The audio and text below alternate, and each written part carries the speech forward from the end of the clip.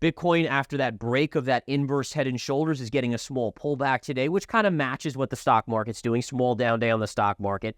The key on this, and this is really important, we have our inverse head and shoulders, right? So clear as a day. Now, the key is you take the high of this inverse right here. This is what I call the neckline, connect it to the high of that. Draw that line through. Price, if it pulls back, that's fine, but it cannot close below that line. If it closes below that line, it negates the pattern. Okay. All right, it negates the bullish pattern. So this will be something that I watch very closely because right now it's still triggered. So you would still assume at least this hit here, maybe even the 74,000 level up here. And again, that's very, very bullish. But I will watch very closely to see if we ever close back below. It looks like around 63 or 62.5. Any sort of daily close below that could be a warning sign that this bullish pattern is going to fail. Wait a minute, everyone.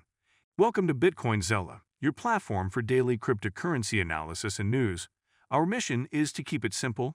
Bitcoinzilla offers engaging information that is easy to understand. Our analysts keep their eyes on the latest news to provide valuable insights via email. Don't miss out on this opportunity. Join our community of 10,000 subscribers and experience the new edge with Bitcoinzilla. Subscribe now. Let's join Gareth in this interview about Bitcoin and more. Here's your NASDAQ 100, the QQQ, which is, again, the NASDAQ 100, right? And so, number one, we had this trend line right here, which, again, when we look at the weekly, it really pierced it. But if you look at the weekly, and let me get that line off there, but we see this level here connected to these highs, and we pierced it today, but we actually pulled back below it. So that's key. And this is the weekly chart, so we need to watch it for tomorrow as well to see what it does. But then if we go to the daily chart, this candle, it's not the biggest of topping tails. Usually I like to see topping tails that have a really long tail at the top, and then something like that. This one's a little smaller, but it still shows us that tail with a close at the low, and we were down today. Is this one here, or is that? Yeah, so this one wouldn't be because it's not at the high of a chart, but if this candle was up here, it would be even more blatant. So that's the size you want, where it's a really long tail. This one's just a little bit iffy because of how small the tail is. But again, just something to kind of keep an eye on. But I do think that we've gotten to a place where it's almost max bullishness. The VIX is so low, and the VIX is the fear index. And it's alarming because I was even talking about this on Market Mavericks today, how there's, you have Putin meeting with President Xi in China, and that's, and then you have why is he meeting with Putin? Obviously, relations, but does he kind of want to do the same thing that they're doing with Taiwan? And then if that happened, holy cow, the markets would freak out. Then you look at Russia, Ukraine, you look at the presidential election, what's going on in the Middle East.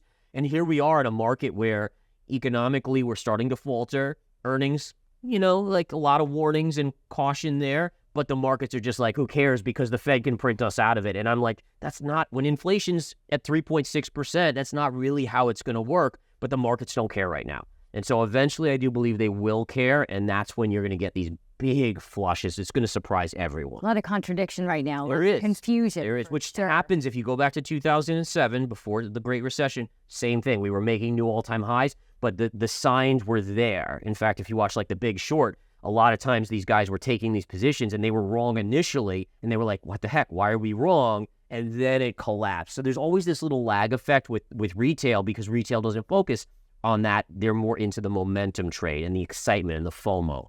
Okay. So, yeah. Okay, Bitcoin, before we go, we got to touch on that one. Got to touch on Bitcoin here. So, Bitcoin today, let's erase that, and we'll bring up the Bitcoin chart. Andrew Tate, a British-American social media personality and former professional kickboxer, has announced a plan to invest significantly in Bitcoin, expressing frustration with banks and their scams. "I'm about to leave fiat completely," he stressed. "I'm done with the banks. I'm done with their money. Done with the scams."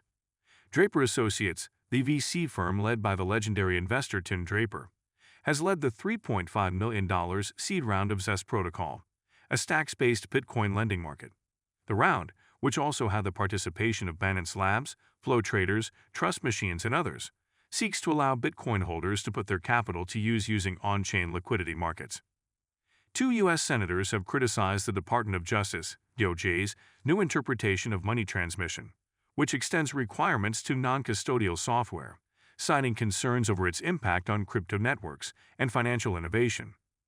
I'm concerned the DOJ's interpretation would treat software developers as criminals for merely writing and publishing code used by others. One of the senators emphasized. JP Morgan sees limited upside for Bitcoin due to key factors. Hong Kong's crypto ETF underperform, unlike the US. High fees and delayed hash rate drop keep mining costs at $45,000 per coin. JP Morgan's analysis points to limited growth for Bitcoin amid these challenges. S&P 500, we could see again, it started down here and it kind of ground higher for most of the day. And in the final couple hours, just kind of faded a little bit, but still looks like, at least as of now, we'll close just above 5,300. But aside from that, I will say this, like at 11 o'clock when I step off my trading room, it was the lightest volume that I can even remember in trading. Now, it doesn't mean there haven't been lighter days, but at least over the last few years, I mean, the SPY had done 9.5 million shares by 11 a.m. That's including pre-market. I mean, holy cow. Usually by 10:30, if you're not at 10 million, it's shocking. And we hadn't even gotten there by 11 o'clock. So it just shows you that there's just such light volume and there's just a few buyers, but it's enough to lift the markets. The scary thing is if the institutions say, okay, now we want to sell, there's not a lot of buyers there. So the markets can come down very, very quickly. There's just not a lot of liquidity, frankly. Okay, so that can be the consequence. That could be is like who's going to absorb the institutional selling if it comes to that. Sure. So for the most part, that was interesting. We did see Walmart today. I had this trend line here. We talked about the $64 level in the game plan this morning, and we can see, in fact, you had a very nice little level here going through these highs, right through these highs, and you can see really that was right around the high today on Walmart. And Walmart, again, I think you were just mentioning this, is they have the cheapest prices. So if you're a consumer, and many consumers are, where you're strapped and you're struggling, it makes sense that Walmart's going to do well on earnings, right? Oh, for sure. Whether you like shopping there or not, it is very crowded. I go at 6 a.m. to avoid the crowd. But yes, when you can save money and when you need to in an economy like this. So tell me what happened here, because you did do a trade here. Yeah. You got in on this and you actually shorted it. So it went up on earnings. Yeah, so I'd isolated this number, this 64 Pierce level before the market opened. And then just as the market opened, it blipped right up there. In fact, if we go to the intraday chart, I can talk about this here. So let's take away the pre-market. So what we could see right here is that initially, let me go to that chart here. Initially, right here, we opened just above 64. I got filled, and then we had this initial flush to the downside. It actually went below 63. So for me, I only ended up taking 50 cents a share, but I think I did 5,000 shares. So it was a decent little gain there. But again, just taking advantage of these levels. And you can see how what I was able to do was isolate down really the maximum upside, where you can see it really didn't get above this level. And that's the power, is that when you find these levels, the risk, you're not worried that it's going to go to $70, really. It's really like, okay, maybe it goes a little higher, maybe there's a little risk there, but it should flush, and we got the flush at the open. And then really the rest of the day, it's just been a whole lot of chop, a little bit of a sell-off here towards the end of the day.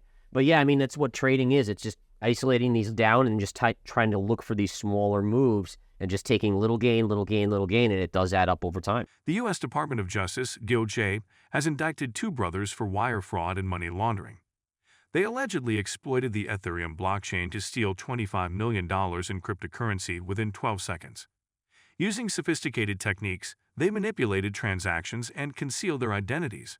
If convicted, each faces up to 20 years in prison for each count.